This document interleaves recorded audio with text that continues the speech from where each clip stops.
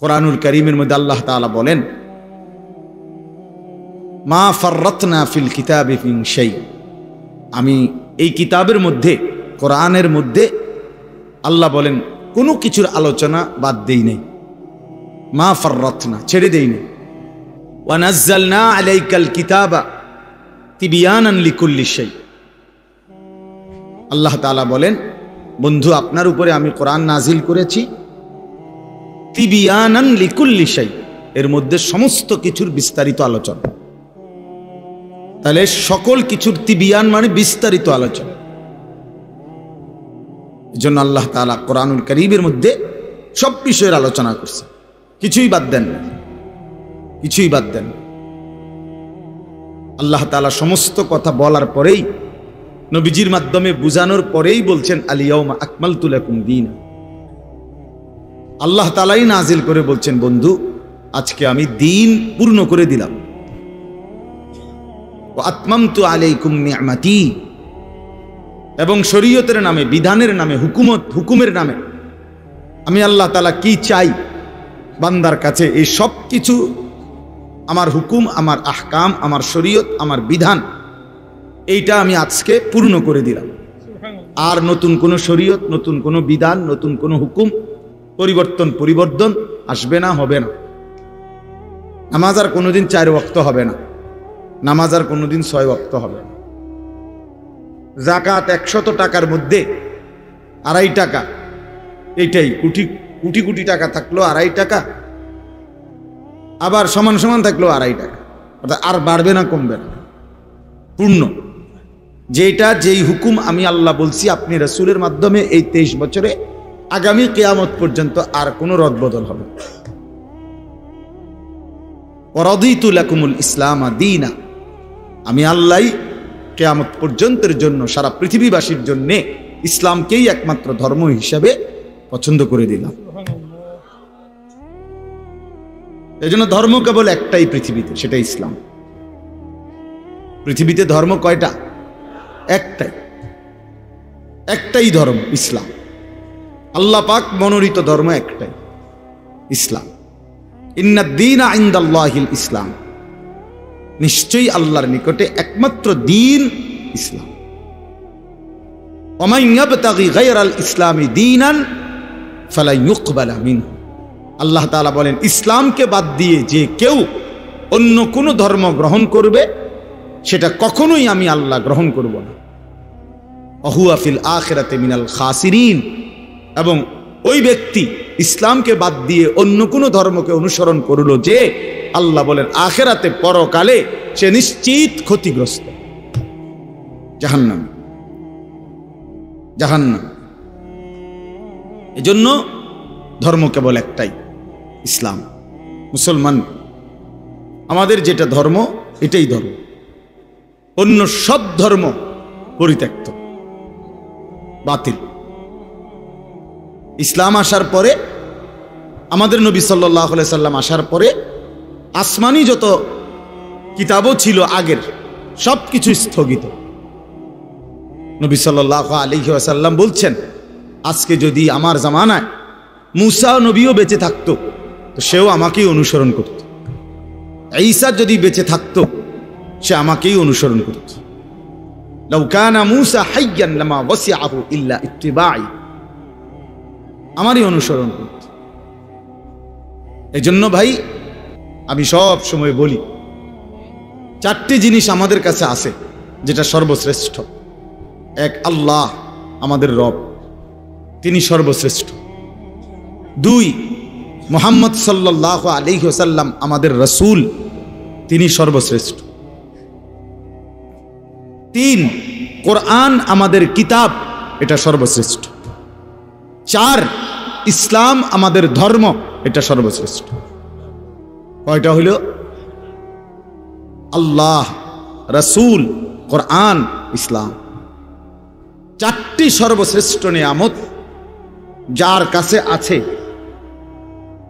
এরপরও যে নষ্ট হয়ে গেল, বরবাদ হয়ে গেল, চরিত্রহীন হয়ে গেল, নাফরমান হয়ে রইল, তার চাইতে বড় বদনসিব, মন্দ কপাল, দুর্ভাগা, তার চাইতে বড় বঞ্চিত আর কেউ হইতে পারে না। আর কেউ হইতো না।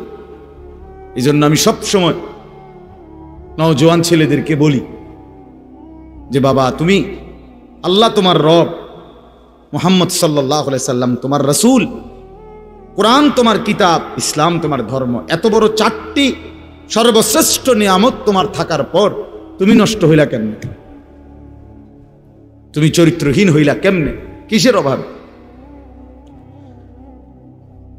তুমি এক ওয়াক্ত নামাজ পড়তে চাও না, আল্লাহকে চেনো না, আখিরাত পরকাল বলতে কিছুই ভাবো না, এত বড় অসভ্য কেমনে হইলা? আল্লাহ যার রব সে বেনামাজি হয় কেমনে? মুহাম্মদ সাল্লাল্লাহু আলাইহি সাল্লাম যার রাসূল সে বেনামাজি হয় কেমনে? ইসলাম যার ধর্ম সে সেজদা দেয় না কেমনে? কোরআন যার কিতাব সে কিভাবে আল্লাহর নাফরমানি করে? কি কারণে নষ্ট হয়ে গেল? আহা, কি কারণে বরবাদ হলো? ইহুদিদের কাছে আল্লাহ নাজিলকৃত কোনো আসমানি কিতাব এখন নাই, যেটা আছে সেটা বানোয়াটি। খ্রিস্টানদের কাছে আল্লাহ নাজিলকৃত আসমানি কিতাব এখন নাই, এটা তারাও মানে, যেটা আছে সেটা তাদের বানানো। হিন্দুদের কাছে কোনো আসমানি কিতাবে নাই, নাজিলকৃতও নাই, বানাইনও নাই। যেটা আছে এটা তাদের ব্যক্তির রচিত এবং একাধিক, রামায়ণ, গীতা, বেদ, পুরাণ, এগুলো অনেকগুলো। তাইলে পৃথিবীর কারো কাছে নিখুঁত কোনো কিতাব নাই, কারো কাছে নিখুঁত কোনো ধর্ম নাই। মুহাম্মাদুর রাসূলুল্লাহ সাল্লাল্লাহু আলাইহি সাল্লামের মতো রাসূল, পূর্ণাঙ্গ নবী, সমস্ত গুণে পূর্ণ বৈশিষ্ট্যমণ্ডিত, সর্বশ্রেষ্ঠ, সব দিকে, সব বিবেচনায়, সর্ব অঙ্গে, সর্ববিবেচনায় যিনি সর্বশ্রেষ্ঠ, তিনি রাসূল মুহাম্মদ সাল্লাল্লাহু আলাইহি সাল্লাম। অন্য কারো কাছে নাই, আমাদের কাছে সব আছে। আমাদের কোরআনও নিখুঁত, আমাদের রাসূলও নিখুঁত, আমাদের আল্লাহও নিখুঁত, আমাদের ধর্মও নিখুঁত। এই 4টি নিয়ামত পূর্ণাঙ্গ থাকার পরেও এক মুসলমান 60 বছর মিথ্যা বলে কেমনে? এই 4টি নিয়ামত থাকার পরেও এক মুসলমান 30 বছর একটানা সুদ খায় কেমনে? মিথ্যা বলে কেন? হারাম রোজগার করে কেমনে? 30 বছর একজন মুসলমানের নারী বেপর্দা হয় কিভাবে? কি কারণে নষ্ট হইল? কি কারণে চরিত্রহীন হইল? কি কারণে হারামখোর হইল? কি কারণে সুদখোর, ঘুষখোর, বাটপার, সিটার হইল কেন? কিসের অভাব বলেন? ছেলেরা বলো ভাই, বাবারা বলেন, আপনারাও বলেন, কি কারণে 60 বছর বয়সে আপনি এখনো বিড়ি সিগারেটের বদভ্যাসটাও ছাড়তে পারলেন না? আহা বুড়া মিয়া, আপনার হায়াত আর কত বছর হইলে আপনি বুঝবেন এটা গুনাহ? 60 বছর পরেও আপনি এটা বুঝলেন না, তো 600 বছর পরেই বুঝবেন। কবরের কথা মনে পড়বে কোন দিন? মৃত্যুর কথা মনে পড়বে কোন দিন? এই বয়সকালেও এখনো চা দোকানে বসে রঙিন টেলিভিশনে নর্তকীর নাচ দেখেন, নাচ গান দেখেন। ছি ছি ছি ছি, মুসলমান এত নিকৃষ্ট হয় কিভাবে? মুসলমান এতটা বয়সকালে এভাবে আল্লাহকে ভুলে থাকে কিভাবে? বলে 365 দিনের এক বছরে কোনদিন ফজরের নামাজ পড়ে না মুসলমান, এমন এত বড় জানোয়ার কেমনে হয়? বলে এত বড় জানোয়ার, এত বড় হাইওয়ান মুসলমানের বাচ্চা কেমনে হয়? তুই কার মার ঘরে ভাত খাইছে? কোন মায়ের দুধ পান করছে? এত বড় গাদ্দার যে কোনদিনও ফজরের নামাজ পড়ে না, যে জানেই না ফজরের ওয়াক্ত কত। এটা কি হাইওয়ান? কত বড় চতুষ্পদ জন্তু এটা! এ মানুষ কিভাবে? বলেন চাচারা, আপনারা বলেন, আপনাদের যাদের ঘরের ছেলেটা মেয়েটা বছরের পর বছর এক ওয়াক্ত নামাজ পড়ে না, এই জানোয়ারে নিয়ে আপনি হাসরের ময়দানে কেমনে দাঁড়াইবেন? এটা সংসার? এটা বুঝি বউ বাচ্চা। এই নাফরমানের পরিচয় দিবেন কিভাবে? কেমনে দাঁড় করাইবেন? কি সংসার করলেন? কার জন্য উপার্জন করলেন? রক্ত পানি করলেন, মাথার ঘাম পায়ে ফেললেন। এই ঘর, এই সংসার, এই খাট, এই পালং, এই সোফা, এই ফার্নিচার, এই ফ্রিজ, এই সমস্ত আসবাবপত্র, জমি জামা, এই অসভ্যদের জন্য বানাইলেন যে একটা সেজদা দেয় না। আস্তাগফিরুল্লাহ।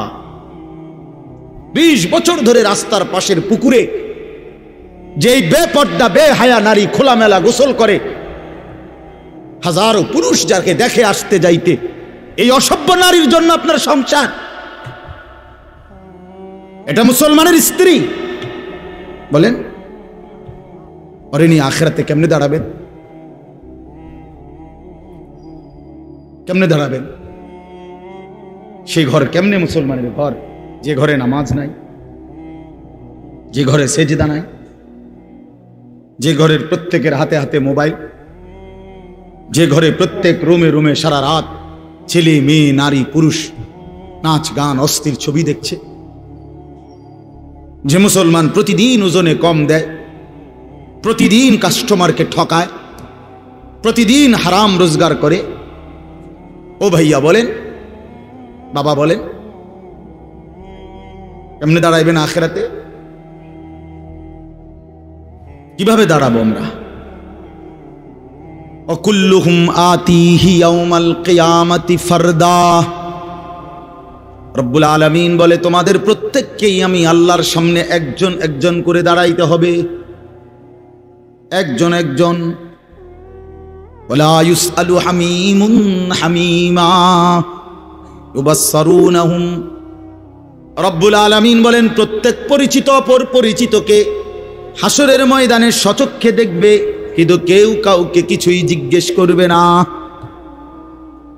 মা বাবাকে দেখবে, বাবা মাকে দেখবে, স্বামী স্ত্রীকে দেখবে, স্ত্রী স্বামীকে দেখবে, মা সন্তানকে দেখবে, সন্তান মাকে দেখবে, বাবা ছেলেদেরকে দেখবে, মেয়েকে দেখবে, ছেলে মেয়ে বাবাকে দেখবে, এলাকার বন্ধুরা স্বজনরা একজন আরেকজনকে দেখবে।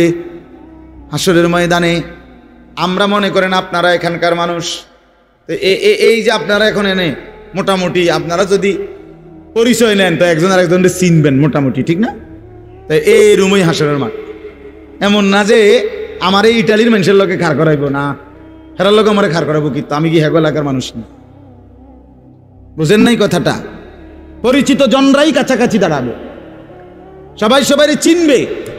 আল্লাহ বলছেন ইউবাসসারুনহুম, সচক্ষে দেখবে একজন পরিচিত বন্ধু আরেকজনকে, আপনজন আপনজনকে দেখবে, কিন্তু ওয়ালা ইউসআলু, কেউ কাউকে এক বিন্দু ভালো মন্দ জিজ্ঞেস করবে।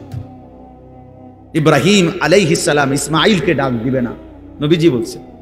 ইয়াকুব আলাইহিস সালাম ইউসুফ আলাইহিস সালামকে ডাক দিবে না, ডাক দিবে না, কেউ না কেউ। ইয়াওয়াদ্দুল মুজরিমু লাউ ইয়াফতাদি মিন আযাবি ইয়াউমিইযিন বিবানিহি ওয়া সাহিবাতিহি ওয়া আখিহি ওয়া ফাসিলাতিহি আল্লাতী তু'যিহি ওয়া মান ফিল আরদি জামিআ সুম্মা ইউনজিহি। সাংঘাতিক কথা এটা। আল্লাহ বলে, হাসরের ময়দানের ভয়ানক দৃশ্য দেখে নাফরমান পাপী বলবে আল্লাহকে, আল্লাহ আজকে এই হাসরের ময়দানে আমার সন্তান যারা, তাদেরকে জাহান্নামে দিয়ে দেন, আমার স্ত্রীকে জাহান্নামে দিয়ে দেন, আমার ভাই বোনদেরকে জাহান্নামে দিয়ে দেন, আমার পাড়া পড়শিকে জাহান্নামে দিয়ে দেন, আমার এই পৃথিবীর সমস্ত মানুষকে জাহান্নামে দিয়ে দেন, তারপরও বিনিময়ে আমারে বাঁচায় দেন। সুম্মা ইউনজিহি, আল্লাহ বলবেন কাল্লা, না না ফরমান, কখনোই এটা হবে না। তোমার বিনিময়ে গোটা দুনিয়া দিলেও লাভ নাই, শাস্তি তোমাকেই ভোগ করতে হবে। ইন্নাহা লাযা, আল্লাহ বলেন এটা জাহান্নামের লেলিহান আগুন। নাজ্জাতাল লিশশাওয়া, জাহান্নামে যখন ফেলবে না ফরমান, প্রথম সেকেন্ডেই শরীর থেকে চামড়াটা খসায়া ফেলবে, খুলে ফেলবে, গলে গলে পড়ে যাবে। নাযাআতাল লিশাওয়া তাদউ মান আদবারা ওয়া তাওয়াল্লা। আল্লাহ বলে জাহান্নাম থেকে যে পলায়ন করতে চাইবে, আড়াল হইতে চাইবে, জাহান্নাম নিজে টাইনা তারে ধরে নিয়ে আসবে। এদিকে আয় না ফরমান, এদিকে আয়, ওদিকে কই যাস গাদ্দার।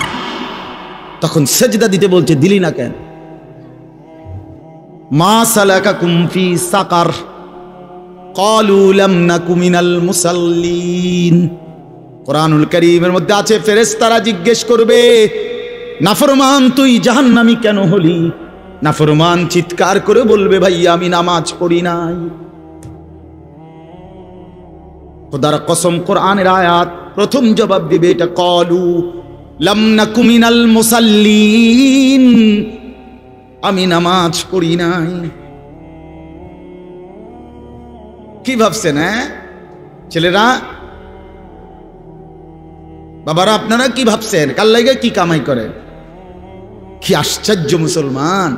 আপন ছেলে 16 বছর, 18 বছর, 20 বছর এক ওয়াক্ত নামাজ পড়ে না, সারাদিন মোবাইল টিপে। এবারটা এই অসভ্যের জন্য এবারটা সুদে টাকা লইয়া, কিস্তিতে টাকা নিয়া, এরপরে এই অসভ্য সন্তানকে বিদেশ পাঠায়। কারে পাঠাইলেন বিদেশ? কাল লাইয়া নিজে হারাম নিলেন এই নাফরমানের জন্য। হ্যাঁ, ওই আপনার কি আখিরাতের কি উপকার দিবে? কথা বলেন না কেন? কি উপকার দিবে? হয়তো হয়তো আমার চোখের সামনেই একটা সেজদা দেয় না, চোখের আড়ালে গেলে কি সেজদা দিব? কার জন্য সুদে টাকা নিলেন? কার জন্য নিজের জাহান্নামটা বরাদ্দ করে নিলেন? কার জন্য নিজের কবরটা বরবাদ করে দিলেন? আস্তাগফিরুল্লাহ, আস্তাগফির। হায় মুসলমান, কোন দিন বুঝবেন? কোন দিন বুঝবেন আপনারা? কতবার বললে বুঝবেন আলেমদের কথা? কতবার? রাসূলুল্লাহ সাল্লাল্লাহু আলাইহি সাল্লাম বলছেন, কোরআনের আয়াত শোনায় শোনায় উম্মত, আল্লাহ তাআলা কোরআনে বলছে, তোমরা যারা সুদ ছাড়ো নাই, তোমরা আমি আল্লাহর সাথে যুদ্ধের ঘোষণা শোনো, আমি তোমাদের সাথে যুদ্ধ নামলাম। মনে রাখো না ফরমান, সুদখোর, তুমি আমি আল্লাহর সাথে যুদ্ধ করলা, আর আমার সাথে যুদ্ধ করে কেউ টিকবা না, আমি আসাদ দিয়া জাহান্নামে ছুঁড়ে মারব। মনে রাখিস গাদ্দার, আমি বলছিলাম তোকে আমি হালাল দিয়ে রিজিক দিতে পারবো, তুই আমারে বৃদ্ধাঙ্গুলি দেখাইয়া বলছিস আল্লাহ আপনি পারতেন না হালাল দিয়া। আমি বাটফারি না করলে আমার সংসার চলবে না, আমি ওজনে কম না দিলে আমার সংসার চলবে না, আমি সুদ না নিলে, কিস্তি না নিলে আমার বউ বাচ্চা না খাইয়া মরবো। আমনে বাদ দেন, আপনি অন্য লোকের চিন্তা করেন, আমি আমারটা বুঝ করি। কি নাই তো কি? চাচা বলেন, নাই তো কি? আপনি কি বুঝাইতে চাইলেন? না তো আল্লাহকে এটা বুঝাইতে চান না? আল্লাহ আমারটা আমি দেখি।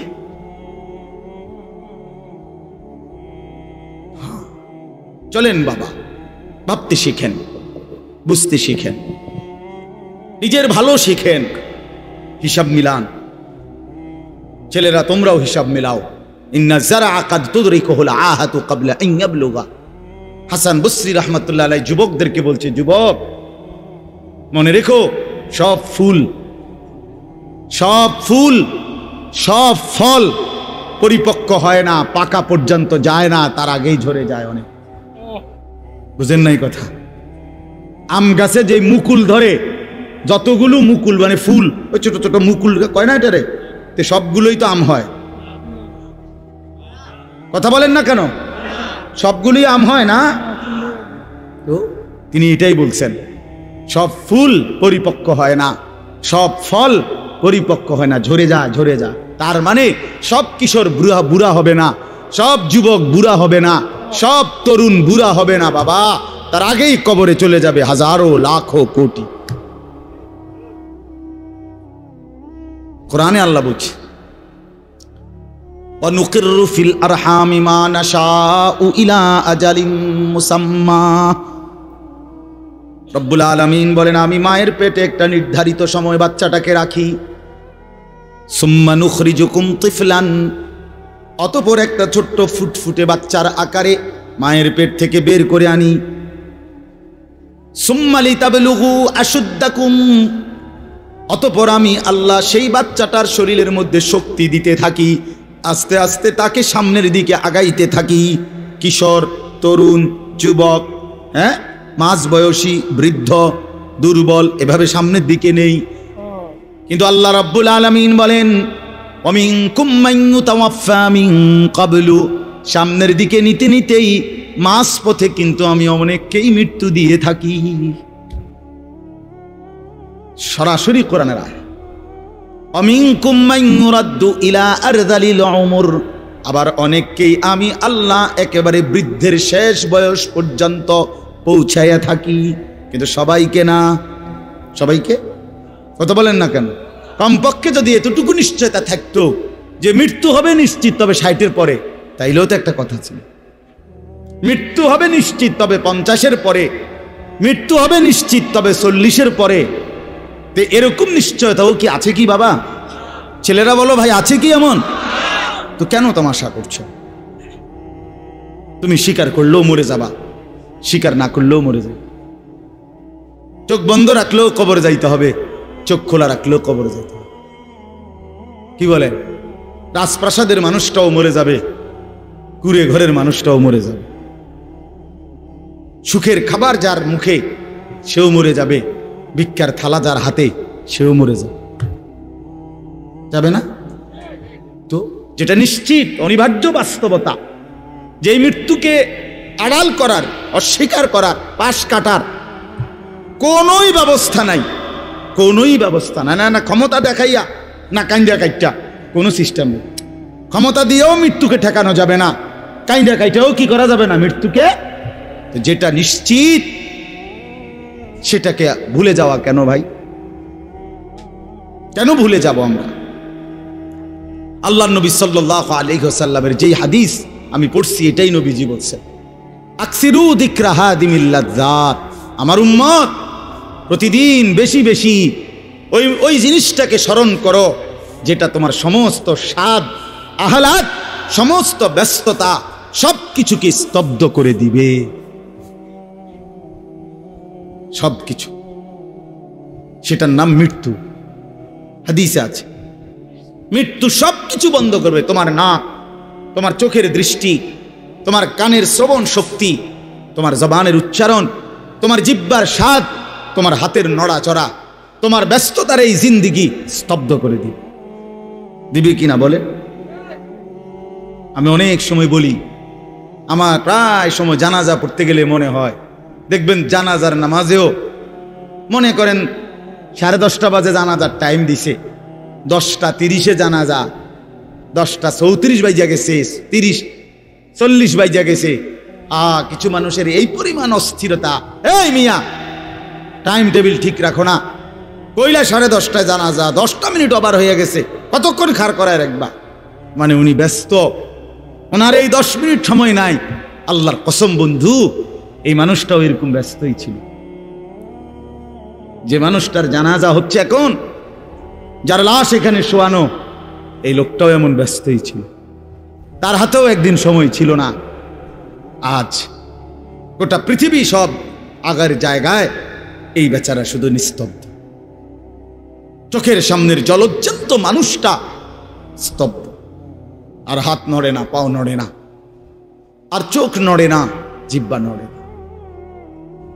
এজন্য দুনিয়ার এই ব্যস্ততার ভিতর দিয়ে আমরা যদি মনে করি যে আমি শুধুই দুনিয়া, ভালো মন্দ, লাভ লোকসান, চাওয়া পাওয়া, প্রাপ্তি অপ্রাপ্তি, বনের চাহিদা পূরণ, সবকিছু শুধু দুনিয়া ভাইয়া, বাবা তো আখিরাত কার জন্য? কবর কার জন্য? তাইলে নবীজি সাল্লাল্লাহু আলাইহি সাল্লাম কাকে তাইলে আখিরাত বুঝাইতে চাইছেন? আল্লাহর কোরআন এমন কোন সূরা নাই, কোরআন শরীফের 114টি সূরা, 114টি সূরার এমন কোন সূরা নাই, এমন কোন রুকু নাই কোরআনে যেখানে আখিরাতের কথা, পরকালের কথা আলোচনা নাই। এই পরিমাণ আল্লাহ তাআলা আখিরাত, আখিরাত, পরকাল, পুনরুত্থান, হাসরের মাঠ, এগুলো আল্লাহ তাআলা এতবার বলছেন, অস্বীকার করার, পাশ কাটার কোনো সুযোগ নেই, কোনো সুযোগ নেই। কোরআন শরীফে আছে সূরা মুলকের মধ্যে, জাহান্নামী যখন চিৎকার করবে, জাহান্নামের ফেরেশতারা তখন বলবে আলাম ইয়াতিকুম নাদির, এই নাফরমান, তোমারে কি কেউ কোনোদিন জাহান্নামের ভয় দেখায় নাই? ক্বালু বালা, সে বলবে হ্যাঁ, কদ জাআনা নাদির, আমার কাছে বহু ভয় প্রদর্শনকারী বান্দা এসেছিল। কত ইমাম, কত খতিব, কত আলেম, কত ওয়াইজ, কত বক্তা, কত পীর, কত মাশায়েখ, কত আউলিয়া, কত বুজুর্গ চোখের পানি ফেলে ফেলে বারবার বারবার আমার এই জাহান্নামের কথা বলছিল, কিন্তু ফাকাদ্দাবনা, আমি মিথ্যা মনে করেছি। ওয়াকুলনা মা নাযালাল্লাহু মিন শাই, আমি আরো বলছি এগুলো আল্লাহ বলে নাই, তোমরা মোল্লারা মুন্সিরা তোমরা বানায়া বানায়া বলো। হ্যাঁ, অনেক বেত্তমিজ লোক আছে, ও এত না, হুজুররা যত কয় এত না, না আমরা জানে, আমরা আগেও একবার ফিডা খাইয়া আইছে, আমরা একবার ঘুরে আইছে হাঁসুরের মাঠ, আমরা জানে যত কয় এত না। ও কইতে লাগলে সবাই কয়, বাড়াইয়ে কয়, মাইক ফাইলে কে না কয়। এই সমস্ত বিদ্রুপ আলেমদের কথাকে আপনি অবজ্ঞা করিলেন। আসলে তো আলেমদের কথা না, কথা যদি হুজুরের কথা হইতো তাইলে না হয় আপনি ফেলে দিতেন, কিন্তু জবানে না হুজুরের কথা, তো সরাসরি আল্লাহর কথা, তো রাসূলুল্লাহর, আল্লাহর, তো সে কথা প্রত্যাখ্যান করলেন কেন? আপনি আমার কথা, আমার ব্যক্তিগত যদি কথা হয় সেটা ফেলে দেন, কথা বোঝেন নাই। কিন্তু উলামায়ে কেরাম আপনাদেরকে নসিহতের মাধ্যমে নিজের ব্যক্তিগত হুজুরদের কথা বলে না, কথা বলেন না কেন? কার কথা বলে? আল্লাহর কথা বলে, রাসূলুল্লাহ সাল্লাল্লাহু আলাইহি সাল্লামের কথা বলে, তো সেটা বাদ দিলেন কেন?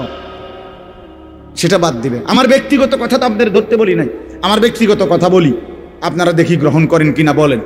মনে করেন আমি কুমিল্লা ক্যান্টনমেন্ট থাকি, ময়নামতি সাহেবের বাজার, আমার মাদ্রাসা বাসা ওইখানে।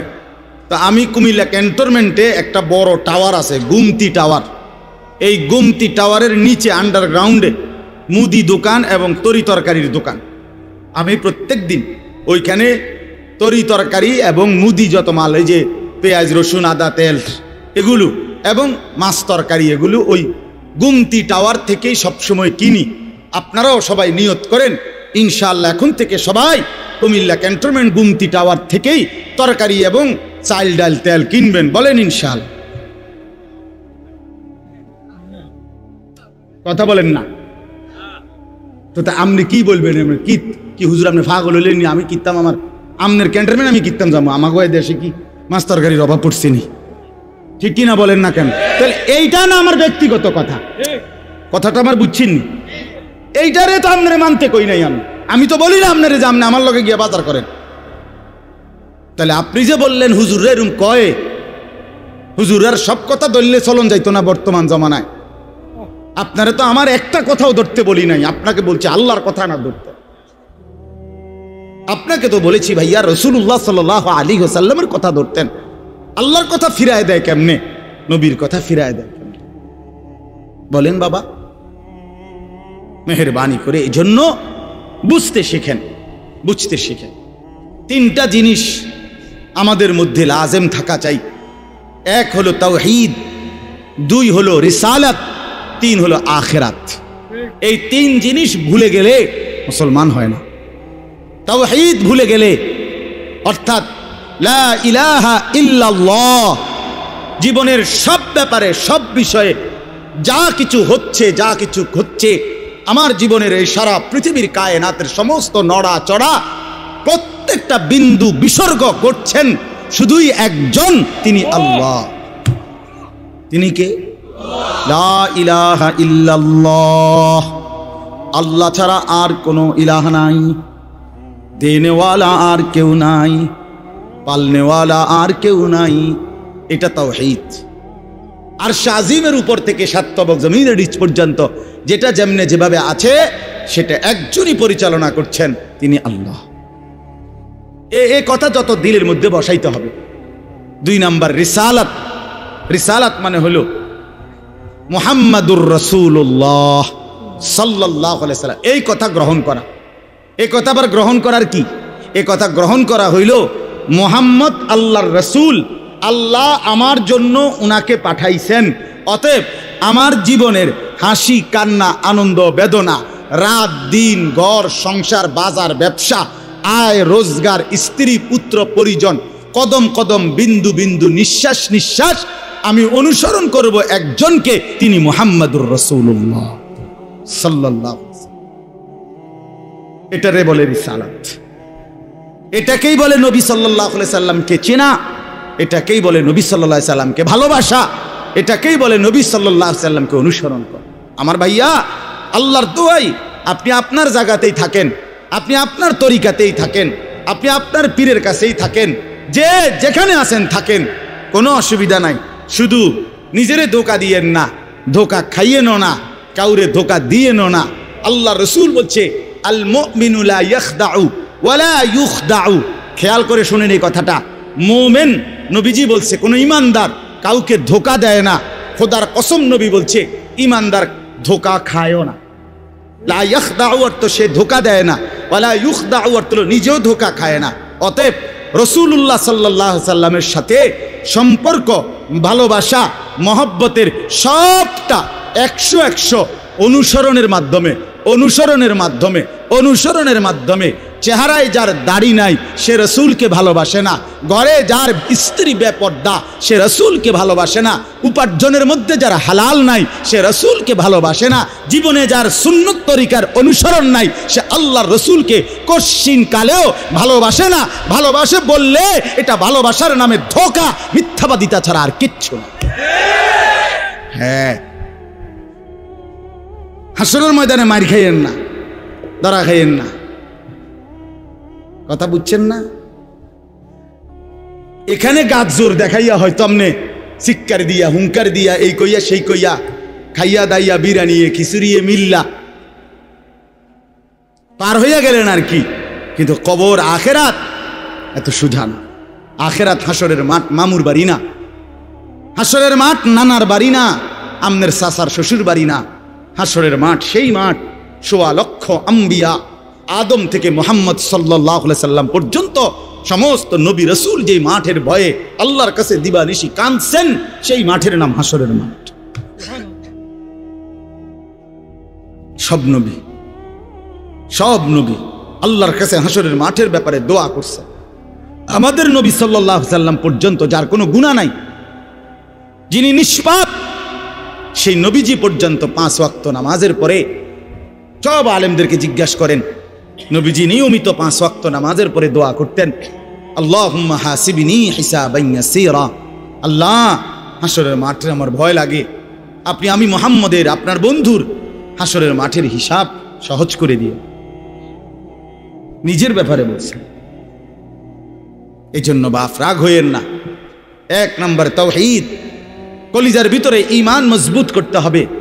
2 নম্বরে রিসালাত, জিন্দেগির মধ্যে রাসূলুল্লাহ সাল্লাল্লাহু আলাইহি সাল্লামের অনুসরণ নিশ্চিত করতে হবে, নিশ্চিত করতে হবে। কেন মেসওয়াক করেন না? আপনি জানেন নবীজি মেসওয়াক করতেন, এই জন্য করেন না। কেন দস্তরখান বিছায়া খানা খান না? আপনি জানেন, শুনছেন যে নবীজি সাল্লাল্লাহু আলাইহি সাল্লাম দস্তরখান বিছায়া সমান জায়গায় খানা খাইতেন, এই জন্য আপনি ইচ্ছা করে এটা বিছান না। কারণ আপনার কলিজার ভিতরে সিদ্ধান্ত, আমি মুহাম্মদুর রাসূলুল্লাহ সাল্লাল্লাহু আলাইহি সাল্লামের বিরোধিতা করি। কেন আপনি দাড়ি কাটেন? কারণ আপনি শুনছেন নবীজি দাড়ি লম্বা করতে বলছে, এই জন্য আপনি এটা বুঝাইলেন। রাসূলুল্লাহ সাল্লাল্লাহু আলাইহি সাল্লাম আপনি কইছেন, আচ্ছা আমরে দেখাম, আমরে দেখাম। আপনি জানেন, হ্যাঁ হ্যাঁ, আপনার বাম পাও দিয়ে ঢুকতে বাথরুমে, টয়লেটে মনে থাকে না। কেন মনে থাকে না? আপনি জানেন না এটা নবীজি বলছে। কথা বলেন না, নাকি ওই কওমি মাদ্রাসার হুজুররা কইছে? কথা বলেন না। মেসওয়াক এটা রাসূলুল্লাহ সাল্লাল্লাহু আলাইহি সাল্লামের সুন্নত না কওমি আলেমদের সুন্নত? কথা বলেন না আপনারা। তো এটা করেন না কেন? কারে ওহাবি বলেন? কারে গালি দেন? কেন গালি দেন? কি বুঝে গালি দিলেন? কেন বললেন? বলেন, কি অপরাধের কারণে আমি রাসূলের দুশমন হব? কেন? আমি মিসওয়াক করি এই অপরাধের কারণে না? কথা বলেন না কেন? আমি দাড়ি রাখছি দেখে এই অপরাধের কারণে?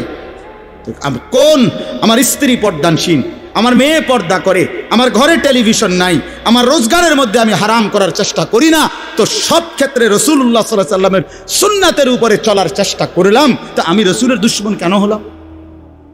আমি বুঝাইলাম, আমি বলতে মানে আপনি যে কোনো একজন আলেমে দ্বীনকে আপনি কেন নবীর দুশমন বলবেন? এত বড় জুলুম কেন করেন? এত বড় কেন জুলুম করেন বাবা? চা দোকানে বসে একজন আলেমের বদনাম করলেন, আপনি আন্দাজ করলেন একজন আলেমের ইলমের কদর কত? আমরা কিতাবে স্পষ্ট পড়ছি, সারা পৃথিবীর ইমানদারের সমস্ত বন্দিগি আর আল্লাহর রাস্তায় জিহাদ, এই দুইটার পার্থক্য কদ্দুর। সারা পৃথিবীর ইমানদারের সমস্ত ইবাদাত, একটি সমুদ্রের মধ্যে যদি কেউ আঙ্গুল দেয়, আঙ্গুল চুবায়, তো আঙ্গুলের অগ্রভাগে পানি লাগবে যে দূর, এতে করে সমুদ্রের ঢেউ তো বন্ধ হয়ে যাবে, ঠিক না? নৌকা চলা বন্ধ হয়ে যাবে না? সমুদ্র টের পাবে কিছু? কিতাবে স্পষ্ট আছে, একজন ইমানদারে সমস্ত মুমিনের সব ইবাদত একত্র করিলে এইটার মর্যাদা হলো আঙ্গুলের অগ্রভাগের পানি, আর আল্লাহর রাস্তার জিহাদ ফি সাবিলিল্লাহ, জীবন দেওয়া, জিহাদ করা, এটা সমুদ্রের বাকি পানি। এরপরে লিখছে যে সমস্ত ইবাদত এবং আল্লাহর রাস্তার যুদ্ধ, এইটাও এবার একসাথ করেন, এই সবটা এবার ইবাদাত এমনকি জিহাদ সবটা একত্র করিলে আঙ্গুলের অগ্রভাগের পানি, খোদার কসম, আল্লাহর কসম, এলেম, কোরআন সুন্নাহর এলেম, এইটা সমুদ্রের বাকি পানি। বিশ্বাস করে এবার বলেন এক আলেমে দ্বীনের কদর কত? আপনি কারে টিটকারি করলেন? আরে বাবা, আপনার মসজিদের ইমাম ৬,০০০ টাকা বেতন দিয়ে আপনার চোখে লাগছে না? বেটার বেতন কম, হ্যাঁ বেটার বেতন কম, তো আপনি না কম দিছেন, উনি কম নির্ধারণ করছে, আপনি না তারা মূল্যায়ন করেন না। কথা বলেন না কেন? আমাদের সমস্ত একার একটা স্পষ্ট কথা খেয়াল করেন, যদি এক সমস্ত মুসলমানের টার্গেট হইতো যে আমি প্রত্যেক বিষয়ে আল্লাহর কোরআন রাসূলের সুন্নাত মোতাবেক চলবো, তাইলে এই পৃথিবীতে মসজিদের ইমামের চাইতে ব্যস্ত জিন্দিগি আর কেউ পালন করার কথা ছিল না। কেন? ওই মহল্লার সমস্ত মানুষের ঈমান, ইসলাম, আখিরাতের সমস্ত দিক নির্দেশনা সারাক্ষণ উনাকে দিতে হইতো, তখন উনার কদরও হইতো অনেক, তখন উনার বেতনও হইতো অনেক, উনার হাদিয়াও হইতো অনেক। কিন্তু আমাদের কলিজার ভিতরে আখিরাত লাগে না মনে হইছে, কোরআন তেলাওয়াত লাগে না, রাসূলের সুন্নাত লাগে না, মেয়ের বিয়েটার মধ্যে নবীর সুন্নাত কি এটা জানার দরকার নাই, ছেলের বিয়েটার মধ্যে নবীর সুন্নাত কি এটা জানার দরকার নাই। ওই হদ্দার মাতব্বর মিল্লা তারা ঠিক করছে বিয়েটার মধ্যে চেয়ার হইব ২০০, টেবিল হইব মোট ৩০টা, গেট হইব একটা ৭০,০০০ টাকা দামের গেট, হাইয়েস্ট গাড়ি যাব ৬০টা, প্রত্যেকটার মধ্যে বেড়া বেড়ি মিল্লা বইব ১৪ জন, তো ৫টার মধ্যে ৫, ১৪, ৭০ জন।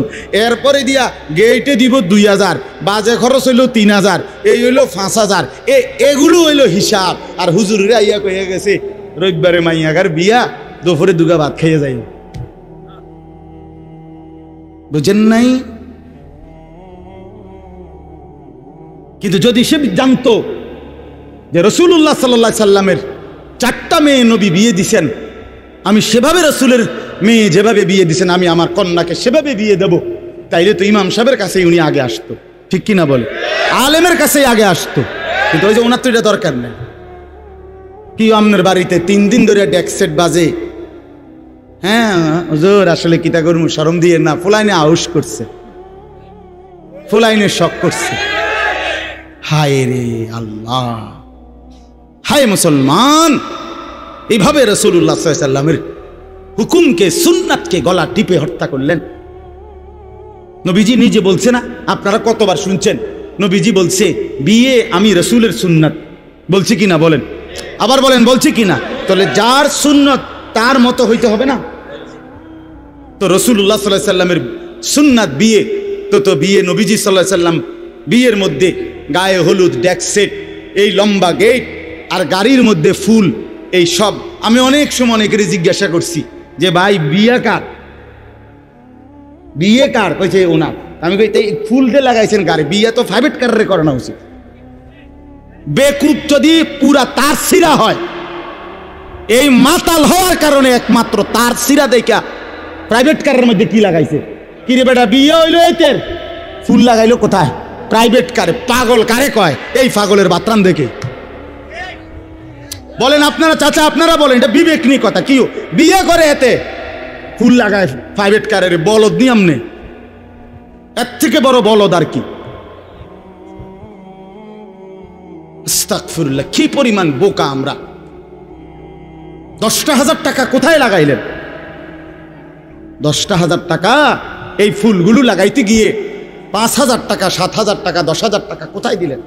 10,000 টাকা পেলে একজন এতিম সন্তান 1 বছর পড়ালেখা করতে পারত। 10,000 টাকা পেলে একজন বিধবা নারী হয়তো তার 2 মাসের চাল ডাল কিনতে পারত। আর আপনি বিয়ের গাড়িটা সাজায় নিয়ে গেলেন, মেয়ের বাড়িতে দাঁড়াইতে দেরি, ফাওড়া দিতে দেরি, গাড়িটা থামতে দেরি, ছেলেগুলোরে নামাইলে জামাইরে নামাই নিতে নিতে পরবর্তী সর্বোচ্চ 5টা মিনিটের ভিতরে আইসা দেখবেন একটা ফুলও গাড়িতে নাই। এত বড় বেউকুফ যেটা আমার 5টা মিনিট টিকলো না, আমি কার জন্য সাজাইলাম? কার জন্য সাজাইলাম? এজন্য বাবা 1 নাম্বার বললাম আল্লাহর প্রতি তাওহীদ, আর 2 নাম্বার হলো পুরা জিন্দেগি রাসূলুল্লাহ সাল্লাল্লাহু আলাইহি সাল্লামকে অনুসরণ করা। 3 নাম্বার হলো আখিরাত। সবকিছুর ক্ষেত্রে ফিকির করবেন। আপনি আমি সবাই মৃত্যুর মাধ্যমে আখিরাতের দিকে যেতে হবে। কিসের দিকে? হ্যাঁ, মৃত্যু মানে শেষ না, মৃত্যু মানে সমাপ্তি না, মৃত্যু মানে শেষ না বাবা। মৃত্যু মানে আখিরাত, পরকালের জিন্দেগি, পরবর্তী অধ্যায়, নতুন অধ্যায়ের শুরু, নতুন অধ্যায়ের শুরু। এই জন্য আখিরাতকে ভুললে জীবনের কোনো অর্থ থাকে না। আখিরাতকে ভুললে মানুষ আর মানুষ থাকে না। বিশ্বাস করেন, পরকালের অনুভূতি যার নাই, কবরের অনুভূতি যার নাই, হাসরের ময়দানের বিবেক যার নাই, আল্লাহর কসম ওই ব্যক্তির জীবনের কোনো নিয়ন্ত্রণ নাই। সে যা ইচ্ছা তাই করে, জন্তু জানোয়ার যা করে। সমস্ত মানুষ যারা অপরাধ থেকে বেঁচে থাকে এবং পুণ্যকর্ম উত্তম কাজে লেগে থাকে, তার একটা মূল ফিকির তার কলিজার ভিতরে এটা আছে, আমি গুনাহ থেকে বাঁচতে হবে, আমি নেক কাজ করতে হবে। কেন? আমাকে আখিরাতে যেতে হবে। কথা বলেন না কেন? যে গুনাহ থেকে বাঁচে, কেন বাঁচে? আখিরাত আছে। যে নেক কাজ করে, কেন করে? আখিরাত, আখিরাত আছে, আখিরাত আছে। এই জন্য এই 3 জিনিস শেখা দরকার, কলিজার মধ্যে আনা দরকার। তাওহীদ, রিসালাত, আখিরাত। বলেন কি? তাওহীদ মানে লা ইলাহা ইল্লাল্লাহ, বলেন। রিসালাত মানে মুহাম্মাদুর রাসূলুল্লাহ, আর আখিরাত মানে পরকাল। এখন আসেন শেষ অংশে। আখিরাতের এই পুরা আখিরাতের পরকালের জিন্দেগিটার উদ্বোধন, শুরু মৃত্যু। মৃত্যুর মাধ্যমেই শুরু হয়। এই আমি শুধু যে আয়াতটুকু পড়ছি আপনাদেরকে শুধু তর্জমা শুনাই। আল্লাহ তাআলা বলেন, দুনিয়ার জীবনে, এই অল্প একটু আর, দুনিয়ার জীবনে যেই মানুষটা আল্লাহর নাফরমানি, অবাধ্যতা, রাসূলের বিরোধিতা, কোরআন সুন্নাহর বিরোধিতা, আল্লাহর হুকুমের বিরোধিতা করে কাফের, মুশরিক, বেঈমান, নাফরমান, পাপী হয়ে জিন্দেগিটা কাটাইছে, আল্লাহ তাআলা বলেন তার আখিরাত যে কঠিন হবে এটার প্রথম প্রমাণ হলো তার মৃত্যুর মুখে গিয়া আজরাইল মালাকুল মউত যখন আসবে, আল্লাহর কসম আল্লাহ বলেন তার মৃত্যুর যন্ত্রণাটা হবে অত্যন্ত ভয়ানক। এটা দিয়েই শুরু হবে। সে মালাকুল মউত আজরাইলকে দেখেই আর তার রুহু কবচ দেখেই সে বুঝে ফেলবে তার পরবর্তী স্টেজ বড় বিপজ্জনক, তার সামনের জিন্দেগি বড় বিপজ্জনক। আল্লাহ তাআলা বলেন সমস্ত নাফরমান ব্যক্তির জান কবজের মুহূর্তটা খুব বেশি যন্ত্রণাদায়ক, খুব বেশি যন্ত্রণাদায়ক, খুব বেশি। এই যন্ত্রণার সিস্টেম হইল, নবীজি বলছেন প্রত্যেক নাফরমান পাপী, হাদিসের মধ্যে আছে নেককার ব্যক্তি ফেরেশতা আজরাইল অত্যন্ত সুন্দর আকৃতিতে নেককার ব্যক্তির কাছে আইসা তার রুহু কবজের সময় বলবে, হে পবিত্র আত্মা, আল্লাহর সন্তুষ্টি নিয়ে তুমি বের হয়ে আসো। আল্লাহ রাসূল সাল্লাল্লাহু আলাইহি সাল্লাম বলেন, কোন পাত্র থেকে পানি যেভাবে ঢেলে দেয়, এটা যেরকম আরামসে পড়ে যায়, বের হয়, আল্লাহর কসম নবীজি বলেন নেককার ব্যক্তির রুহুটা মালাকুল মউত আজরাইলের হাতে এরকম আরামসে চলে আসে। আর আল্লাহ নবী সাল্লাল্লাহু আলাইহি সাল্লাম বলেন, কোন নাফরমান পাপী এক নম্বরে তার মৃত্যুর সময় প্রথম হলো ফেরেশতা মালাকুল মউত আজরাইল অত্যন্ত নিকৃষ্ট বিভৎস কুৎসিত চেহারা নিয়ে তার সামনে দাঁড়ানো। আমার কাছে আরবি কিতাব আছে, ইমাম কুরতুবির কিতাব আত-তাযকিরা, এই কিতাবের মধ্যে আছে ইব্রাহিম আলাইহিস সালাম একবার আজরাইলকে বলছিল, আজরাইল, কোন নাফরমান পাপী ব্যক্তির যে সময় জান কবজ করো, তখন তুমি যেই চেহারা নিয়ে তার সামনে দাঁড়াও, ওইটা আমার একটু দেখাও। কিতাবে আছে। আজরাইল বলছে ইব্রাহিম আলাইহিস সালামকে যে আল্লাহর কসম আপনি সহ্য করতে পারতেন না। ইব্রাহিম আলাইহিস সালাম বলেন, না, তুমি আমারে দেখাও, আমি দেখুমই। তো আজরাইল ওই আকৃতিটা ধারণ করছে। কোন পাপীর রুহু কবজের সময় উনি যেই চেহারা ধরে, অত্যন্ত নিকৃষ্ট কুৎসিত চেহারা। তো কিতাবে স্পষ্ট আছে, ইমাম কুরতুবী বলেন ইব্রাহিম আলাইহিস সালাম চিৎকার দিয়া বেহুশ হয়ে গেছে। লম্বা সময় পরে হুঁশ আসার পরে উনি চোখের পানি ফেলে আল্লাহকে বলছে, আল্লাহ, তোমার কোন নাফরমান বান্দা পরবর্তীতে কবরের আযাব, হাসরের আযাব, জাহান্নামের আযাব আর কিছুই লাগবে না, শুধু কেবল আজরাইলের এই বিভৎস চেহারার যদি একবার দেখে, তার 60 বছরের নাফরমানির শাস্তির জন্য এটাই যথেষ্ট, এটাই যথেষ্ট।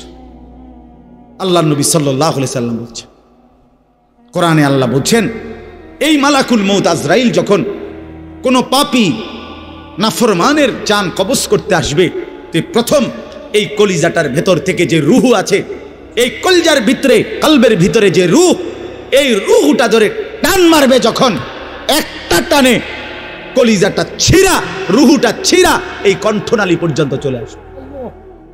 কাল্লা ইযা বালাগাতিত তারাকিয়া, কাল্লা ইযা বালাগাতিত তারাকিয়া। আর কিছুই না বান্দা, শোনো, যখন নাফরমান তোমার জান কবজের সময় রুহুটা চলে আসবে কণ্ঠনালীতে, এবার রুহুটা বের হতে চাইবে না, বের হতে চাইবে না, নাফরমান ছটফট করবে। আর ফেরেশতা আজরাইল, ফেরেশতা ছিঁড়া বিরা কোন জিনিসকে, কোন ধারালো লোহা, শিক, এটা যদি আগুনের মধ্যে, আপনার আগুনে পুরানো জিনিসের মধ্যে টান দেয়, তাহলে যেরকম ছিঁড়া ভিড়া আসে, আল্লাহর কসম, আল্লাহ রাসূল বলছে, আজরাইল যখন রুহু ধরে আবার টান মারবে, তো সমস্ত শরীর ছিন্ন ভিন্ন করে এই রুহু বের করে আনবে।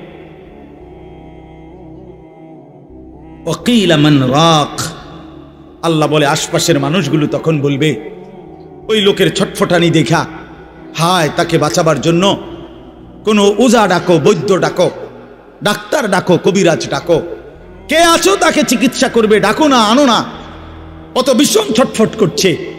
আল্লাহ বলেন, যান্না আন্নাহুল ফিরাক, কিন্তু ওই নাফরমান বুঝে ফেলবে আজ আর তাকে কেউ ফিরাইতে পারবে না, তাকে দুনিয়া থেকে বিচ্ছিন্ন হতেই হবে, তাকে চলে যেতেই হবে।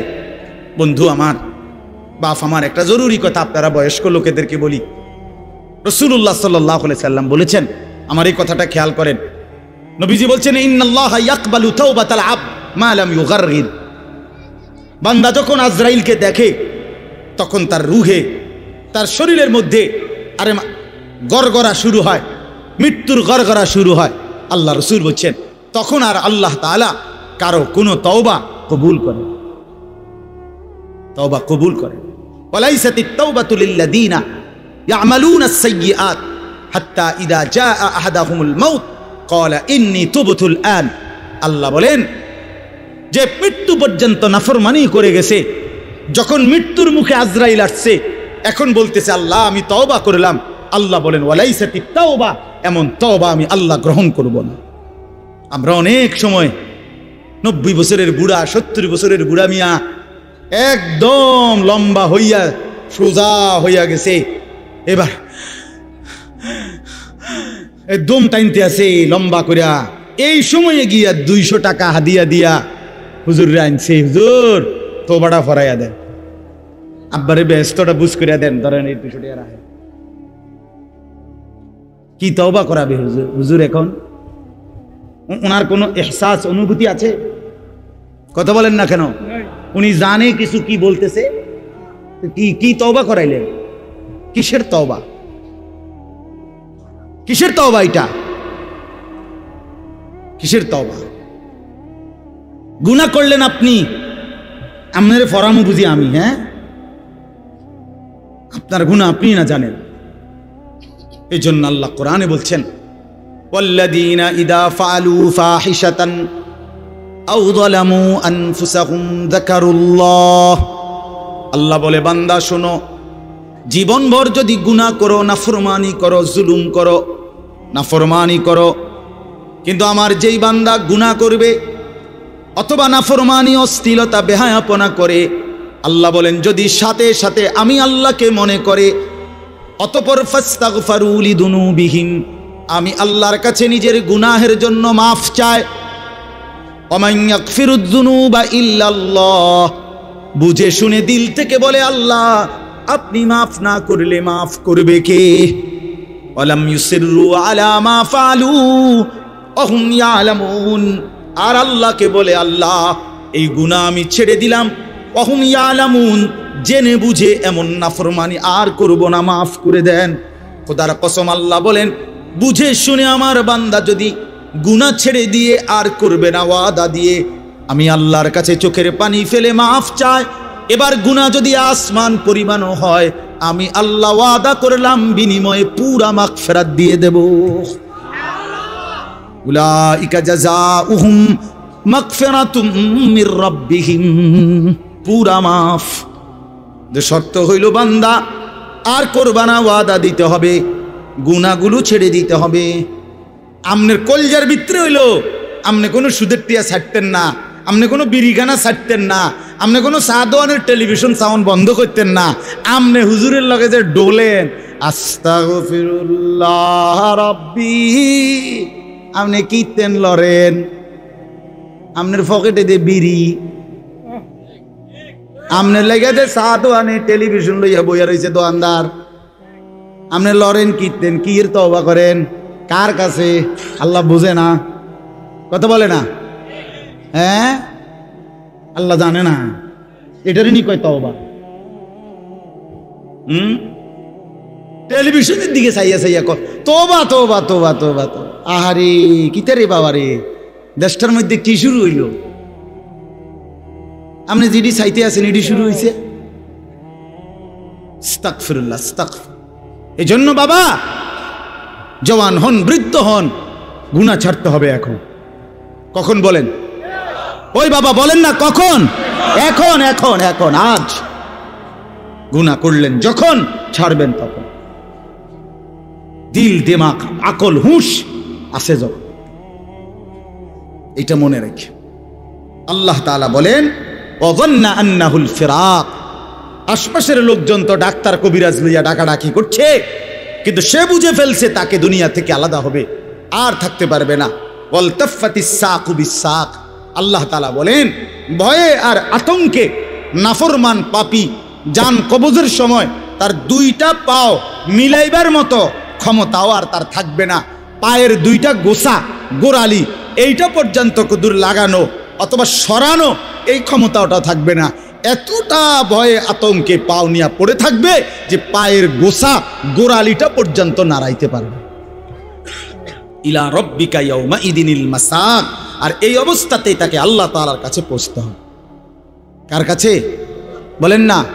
এবার দেখেন এই কথাটা ছেলেরা তোমরা শোনো, শুনো, চাচারাও শোনেন, নওজোয়ান তোমরাও শোনো। 4টা আয়াতে কোরআনুল কারীমে আল্লাহ বলছেন, মোট 4 জায়গায়, যে আল্লাহ বলছেন মৃত্যুর যন্ত্রণা নাফরমানের অত্যন্ত কঠিন। এই জান কবজের সময় একেবারে সব সিরালাবে। তো এইটা আল্লাহ বলছেন মৃত্যুর যন্ত্রণা সবচেয়ে বেশি কঠিন, যে মৃত্যুর রুহু কবজের এটা কার হবে, কার জান কবজের সময় যন্ত্রণা হবে কঠিন। আল্লাহ বলছেন ফালা সাদ্দাকা ওয়ালা ইলা রব্বিকা ইয়াউমাইদিনিল মাসাক ফালা সাদ্দাকা ওয়ালা সাল্লা। কেন মৃত্যু যন্ত্রণা হচ্ছে, কেন তার রুহুটা ছিঁড়াবিরা নিতেছে? আল্লাহ বলেন কারণ হলো আমার এই নাফরমান বান্দা এক নম্বরে আমি আল্লাহর কথায় বিশ্বাস করে নাই, দুই নম্বরে ওয়ালা সাল্লা 5 ওয়াক্ত নামাজ আদায় করে। এই জন্য আমি আল্লাহর কসম দিয়ে হাত জোড় করে বলি, ভাইয়া আমার, বন্ধু আমার, ছেলেরা আমার, তোমরা যারা নামাজ পড়ো না, আল্লাহর কসম কবর, হাসর, আখিরাত, মিজান তো কষ্ট হবেই, মৃত্যুর মুখে তোমাদের রুহু কবজের সময়ও ভীষণ কষ্ট হবে, কষ্ট পাইবা, খুব বেশি দিন না। ফালা সাদ্দাকা ওয়ালা সাল্লা ওয়ালাকিন কাযাবা ওয়া তাওয়াল্লা। আল্লাহ বলেন বরং সে আমার কথা মিথ্যা মনে করেছে আর আমি আল্লাহর হুকুম থেকে মুখ ফিরাই নিছি। আমি ডাকি এদিকে, সে যায় ওইদিকে। আজান হয় মসজিদে, নাফরমান যায় বাজারে। মসজিদে জামাত চলে, নাফরমান চা দোকানে বসে বসে গপ মারে। হ্যাঁ, ওয়ালাকিন কাযাবা ওয়া তাওয়াল্লা। এরপরে আরো সাংঘাতিক কথা বলছে আল্লাহ, সুম্মা যাহাবা ইলা আহলিহি ইয়াতামাত্তা। আল্লাহ বলেন আমারে তো বিশ্বাস করে নাই, নামাজ পড়ে নাই, আমি আল্লাহর হুকুম থেকে মুখ ফিরায় নিছে, অথচ বউ বাচ্চা সংসারের মধ্যে গর্ব আর অহংকারের মধ্যে চলাফেরা করছে। অর্থাৎ এই যে নামাজ পড়ে নাই, হালাল খায় নাই, এইটা নিয়ে একটু লজ্জিত বিব্রত অনুভূতিটুকুও নাই, বরং বউ বাচ্চার মাঝে ফুর্তি করছে। বাবা বাবা, বুঝেন নাই? টাকা আনছে সুদের, কিন্তু কথাবার্তার স্টাইলে বোঝা যায় এটা যে গুনাহ, পাপ, ওনার বিবেকের মধ্যে ওইটা নাই। রোজগারটা যে হারাম, টাকাটা যে ওজনে কম দেওয়া টাকা, টাকাটা যে কিস্তির টাকা, টাকাটা যে সুদের টাকা, টাকাটা যে অবৈধ রোজগার, এটা যে অন্যায়, এইটাও তার বিবেকে নাই। বউ বাচ্চা নিয়ে এভাবে ফুর্তি আনন্দে আসে, মনে হয় যেন পাপগুলোকে তার আর পাপই মনে হয় না, অপরাধগুলোকে আর অপরাধী মনে হয় না। এইবার আল্লাহ শেষ বললাম, আল্লাহ বলে এমন নাফরমান বন্দার জন্য আউলা লাকা ফাআউলা, হে বান্দা তোমার জন্য দুর্ভোগ, তোমার জন্য দুর্ভোগ, সুম্মা আউলা লাকা ফাআউলা। আবারও বলছি, আল্লাহ বলে তোমার জন্য দুর্ভোগ, তোমার জন্য দুর্ভোগ, 4 বার বলছেন, 4 বার। তোমার জন্য লাঞ্ছনা, তোমার জন্য লাঞ্ছনা, তোমার জন্য লাঞ্ছনা, তোমার জন্য লাঞ্ছনা। কয়বার? তোমার জন্য কষ্ট, কষ্ট, কষ্ট, কষ্ট, তোমার জন্য দুর্ভোগ, দুর্ভোগ, দুর্ভোগ, দুর্ভোগ। এই 4 বার বললেন কেন? তাফসীরের মধ্যে লিখছে, একবার জান কবজের সময় দুর্ভোগ, 2 নম্বরে কবরে দুর্ভোগ, 3 নম্বরে হাসরের ময়দানে দুর্ভোগ, 4 নম্বরে জাহান্নামে দুর্ভোগ। কয়টা হইল? জান কবজের সময় কষ্ট পাইবা, কবরে কষ্ট পাইবা, হাসরের ময়দানে কষ্ট পাইবা, জাহান্নামে কষ্ট। কয়খানে? আয়াহসাবুল ইনসানু আন ইউতরাকা সুদান। আল্লাহ বলছে মানুষ তুমি কি ভেবেছো আমি তোমারে এমনি এমনি ছেড়ে দেব? হ্যাঁ হ্যাঁ, কি ভাবছো বান্দা? কবরের প্রথম মিনিট, প্রথম সেকেন্ডে যখন প্রশ্নের জবাব দিতে পারবা না, আল্লাহ তখনই বলে ফেলবে, বান্দা, ফেরেশতারা আমার নাফরমান বান্দার জন্য জাহান্নামের বিছানা বিছিয়ে দাও, জাহান্নামের পোশাক পরিয়ে দাও। ফাআফরিশুহু মিনান নার ওয়ালবাসুহু মিনান নার ওয়াফতাহু লাহু বাবান ইলান নার। জাহান্নাম বরাবর দরজা খুলে দাও। আল্লাহর নবী বলেন, ফেরেশতারা যখন নাফরমানকে জাহান্নামের মধ্যে রেখে চলে যাবে, আরে কবরের মধ্যে রেখে চলে যাবে, কবরের ডান পাশের মাটি একটা চাপ দিবে, বাম দিকে চলে যাবে, বাম দিকের মাটি ডান দিকে চলে আসবে। আল্লাহর নবী বলেন, হাত্তা তাখতালিফা আদলাউহু, ডান পাশের হাড্ডি পাজর ভাঙ্গা চুরচুর হয়ে বাম দিকে চলে যাবে, বাম পাশের হাড্ডি পাজর ভাঙ্গা বন্ধু ডান দিকে চলে আসবে। প্রথম মিনিটেই হাড্ডির শরীর চুরচুর হয়ে যাবে।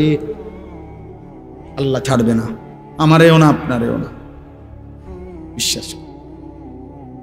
দুনিয়া আল্লাহ তাআলা তো শাস্তির জায়গা না, আল্লাহটা বলছে তো, আমি এটা শাস্তির জায়গা না, এটা পরীক্ষার জায়গা। কথা বোঝেন নাই? দুনিয়া কিসের জায়গা? এই জন্য ছাড় দেই না। আমি যদি ডেইলির ফিডে ফিরতাম তো তুমি তো মাথা টিকতা না। আজকে যারা নামাজ পড়ে নাই, এখন যারা এশার নামাজ পড়ে নাই, মনে করেন এখন গিয়ে ঘুমাবে, তো ফেরেশতা যদি একটা লাথি মারে, আইয়া একটা কিচ্চা লাথি মারে, গাদ্দার ওঠ, তো একটা লাথির লোকে তো 7টা মহাদেশ পার হইয়া যাবে। যদি একটা টানা চটকনা দিয়ে ঘাটটা বাড়াইয়া, কি হবে তখন? এই জন্য আল্লাহ কোরআনে বলছে, আমি যদি বান্দা নগদ শাস্তি দেই, তাহলে তো ঘাড় সোজা কইরা একজনও চলতে পারবে না। আমি তো জমিনটাকে, পৃথিবীতে আমি আল্লাহ শাস্তির জন্য না, এটা বিচারের জায়গা না, আমলের জায়গা, বিচারের জায়গা আলাদা। মালিকি ইয়াউমিদ্দিন। চলেন, রাত গভীরে, অনেক রাত হইছে, আমরা আপনাদের কাছে বলার চেষ্টা করলাম, নিজেরা ধাক্কাধাক্কি না করেন, বুঝতে শিখেন। এ হুজুররা কয় তো ভালোই, আসলে কথাটি ভালো বলছে, আমরা লাগিয়াই কইছে, কিন্তু পারি না। হ্যাঁ, পারি তো না। বাবারা, চাচারা, এই সমস্ত ফাজিলি কথা বলিয়েন না,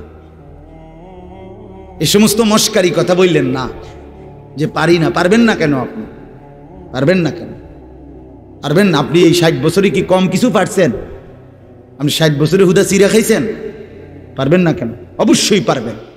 আপনি নিয়ত করেন, আমার ছেলেকে নামাজ পড়াবো, মেয়েকে নামাজ পড়াবো, নাতি নাতনিকে নামাজ পড়াবো, আল্লাহর কোরআন শিখাবো, স্ত্রী সন্তানকে পর্দা পুশিদা করাবো। আপনি ফয়সালা নিয়ে ফিকির করেন, না বুঝলে ওলামায়ে কেরাম থেকে জিজ্ঞেস করেন যে হুজুর আমি কেমনে কি বলতাম, কেমনে কি করতাম। আপনি শিখেন, আপনি বুঝেন, মৃত্যু পর্যন্ত বলা চালু রাখেন। তাইলে হবে কি, যদি আপনার কথায় তারা ফিরেও না আসে, আপনার লাগাতার বলা, চোখের পানি ফেলা, আপনার অব্যাহত চেষ্টার কারণে হতে পারে আল্লাহ আপনারে মাফ করে দেন। কিন্তু আপনি যে মাতেনও না, লড়েনও না, আপনি বইয়া বইয়া তারার লগে ভাত খান, আপনি আপেল খান, মালটা খান, গপ মারেন, খুশি, অথচ তারা নামাজ পড়ে না। তো এটা কি ধরনের জিন্দেগি? আল্লাহ আমাদেরকে বুঝার তৌফিক দান করেন।